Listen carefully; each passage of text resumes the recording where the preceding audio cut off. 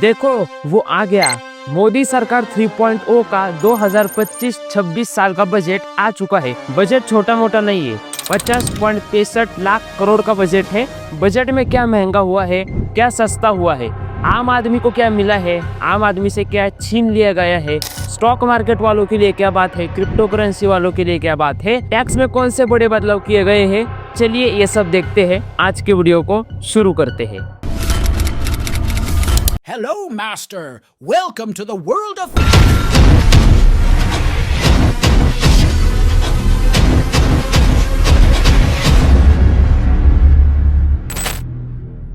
तो जिन्होंने वीडियो को लाइक नहीं किया, फटाफट वीडियो को लाइक कर दीजिए और जो चैनल पर नए हैं चैनल को सब्सक्राइब भी कर दीजिए ताकि ऐसे बहुत सारी इंटरेस्टिंग वीडियोस आप मिस ना करें। लगातार सुबह से बजट की रिसर्च चल रही है और उसी दौरान आस पड़ोस वाले पेड़े लेकर आए थे। मिडिल क्लास के लिए कुछ खुश खबर है टैक्स को लेकर। लेकिन बजट के वीडियो को शुरू करने से पहले एक बात समझ लीजिए, निर्मला सीतारामन का एक रिकॉर्ड हो चुका है। निर्मला सीतारामन एक ऐसी फाइनेंस मिनिस्टर हो चुकी है जिन्होंने लगातार 8 सालों के लिए बजट दिया है। इसके पहले जो रिकॉर्ड जिसके नाम पर है वो है मोरारजी देसाई, जिन्होंने लगातार 6 बार दिया था। 2025 के इस बजट ने मिडिल क्लास को तो यूं मालामाल कर दिया है। 2024 का जब बजट आया था तो मिडिल क्लास के लिए ज्यादा कुछ नहीं दिया था, लेकिन इस बार जो बजट आए हैं वो मिडिल क्लास की दृष्टि से काफी ज्यादा अच्छा बजट है।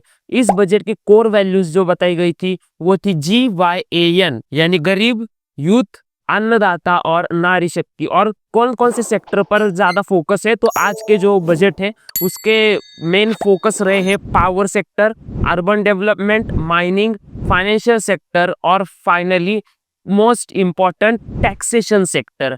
टैक्स को लेकर बहुत बड़ी बड़ी बातें हैं, सारी बातें डिस्कस करने वाला हूँ। फार्मर्स से सबसे पहले शुरुआत करते हैं, जो है अन्नदाता। फार्मर्स के लिए एग्रीकल्चर डिस्ट्रिक्ट प्रोग्राम स्टार्ट किया जाएगा जिसके अंदर लगभग 1.7 करोड़ से ज्यादा किसानों को बेनिफिट दिया जाएगा। 6 साल का मिशन रहेगा पल्सेस के लिए, यानी 3 मेजर पल्सेस पर फोकस है, तूर, उड़द और मसूर। ये पल्सेस के प्रोडक्शन को बढ़ाना है और साथ ही साथ और इसको प्रमोट भी करना है। किसानों के लिए एक मखाना बोर्ड एस्टेब्लिश किया जाएगा, जो मखाना की खेती करते हैं उनके लिए ये बोर्ड रहेगा और ये बिहार में होगा। तो बिहार काफी ज्यादा मालामाल हुआ इस बजट में। आगे भी बात करते हैं। अब बढ़ते हैं MSMEs पर। जो MSMEs है उनको क्या मिला, तो ये एक काफी इंपॉर्टेंट इंजन है सरकार के फोकस में और लगभग 7.5 करोड़ लोगों को ये पूरी इंजन एम्प्लॉयमेंट प्रोवाइड करती है, नौकरी देती है। ये जो पूरी इंजन है ये लगभग 36% कंट्रीब्यूट करती है मैन्युफैक्चरिंग सेगमेंट को और लगभग 45% एक्सपोर्ट्स इसी MSME से होते हैं। तो इन्हीं MSMEs के ग्रोथ के लिए जो इन्वेस्टमेंट लिमिट था उसे 2.5 गुना बढ़ाया दिया गया है और टर्नओवर लिमिट है उसे 2 गुना बढ़ाया दिया गया है। और जो खिलौने हैं इनको लेकर भी बजट में बातचीत हुई है। बजट में कहा गया है कि भारत को एक ग्लोबल हब बनाना है क्रिएटिव और अलग अलग टॉयज के लिए, यानी प्रमोट करेंगे हम मेक इन इंडिया इनिशिएटिव को। बिहार को सिर्फ मखाना बोर्ड ही नहीं मिला, बिहार को और क्या मिला है उस पर बात करते हैं। बिहार को एक और चीज मिली है जो है national institute of food technology, entrepreneurship and management. तो सरकारी स्कूल की भी बात करेंगे तो लगभग 50,000 अटल थिंकरिंग लैब्स का एस्टेब्लिशमेंट किया जाएगा। नेक्स्ट 5 सालों में ये एस्टेब्लिशमेंट होने की चांसेस बताए गए हैं और 5 सालों में ही बहुत सारे गवर्नमेंट स्कूल्स के अंदर ब्रॉडबैंड कनेक्टिविटी भी दी जाएगी ताकि डिजिटल लर्निंग प्रमोट हो सके। मेडिकल एक्सपांशन करना है, यानी जो मेडिकल एजुकेशन है भारत के अंदर खास करके उसे एक्सपांड करना है। जितनी टोटल सीट्स है उसमें 10,000 नई सीट्स ऐड की जाने वाली है और गोल है 75,000 सीट अगले 5 सालों में। उसके बाद अगली अपडेट निकल कर आ रही है उड़ान स्कीम को लेकर। अगर इस स्कीम की बात करेंगे तो 120 नए डेस्टिनेशंस प्लान किए जाएंगे और 4 करोड़ लोग इस स्कीम के अंडर ट्रेवल करेंगे। अगले 10 सालों में छोटे छोटे एयरपोर्ट्स और ग्रीनफील्ड एयरपोर्ट्स बनाए जाएंगे। कहां पर?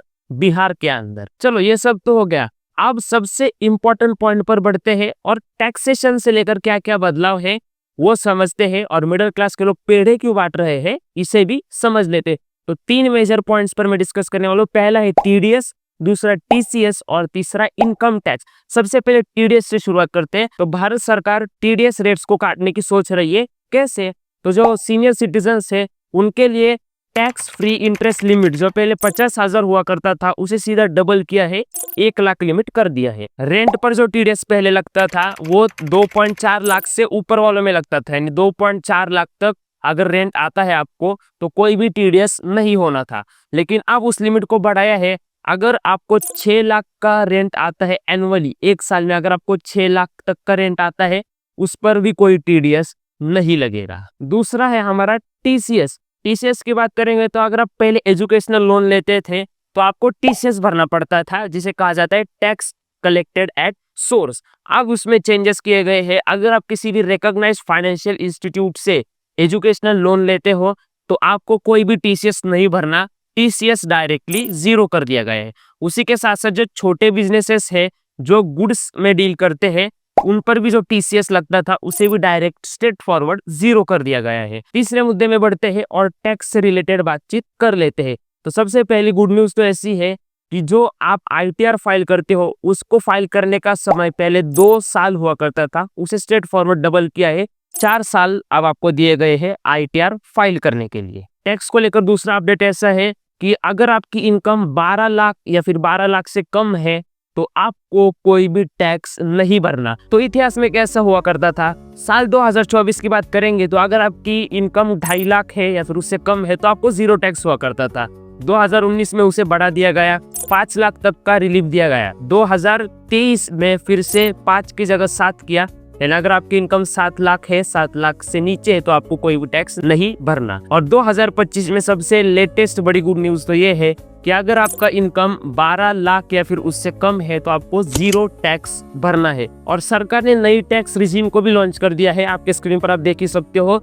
अगर आपकी इनकम 0 से 4 लाख रुपए है तो जीरो टैक्स है, 4 से 8 लाख है तो 5% टैक्स है, 8 से 12 लाख है तो 10% है, 12 से 16 लाख है तो 15%, 16 से 20 लाख है तो 20%, 20 से 24 के लिए 25% और 24 लाख से अगर ऊपर आपकी इनकम है तो आपको 30% टैक्स भरना है।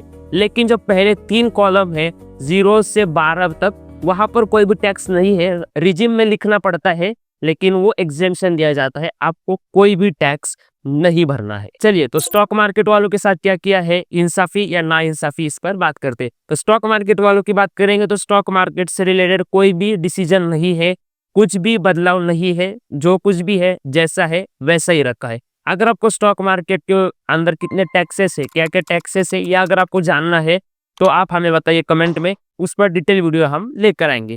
क्रिप्टो करेंसीज को लेकर अपडेट है। क्रिप्टो करेंसी में ऐसा कहा गया है कि अगर आप जो क्रिप्टो करेंसीज को होल्ड करते हो और आपने उसे डिक्लेयर नहीं किया तो इनकम टैक्स डिपार्टमेंट आप पर इन्वेस्टिगेशन कर सकती है और जितना टैक्स के लिए आप एलिजिबल हो 30% टैक्स से वो टैक्स आपको लगाया जाएगा। सेक्शन 158B के अंदर ऐसा कहा जा रहा है कि जो आपके वर्चुअल डिजिटल एसेट्स है यानी जो क्रिप्टो करेंसीज है, इनको कंसिडर किया जाएगा गोल्ड, कैश और ज्वेलरी की तरह। यानी अगर आप क्रिप्टो करेंसी को छुपाते हो तो ये कैश और गोल्ड को छुपाने की जैसा गुनाह कंसिडर किया जाएगा और इसके लिए आपको एक्स्ट्रा टैक्स भी भरना पड़ सकता है। चलो, तो वीडियो के अंत में आते हैं और क्या महंगा हुआ है, क्या सस्ता हुआ है, इस पर बात करते।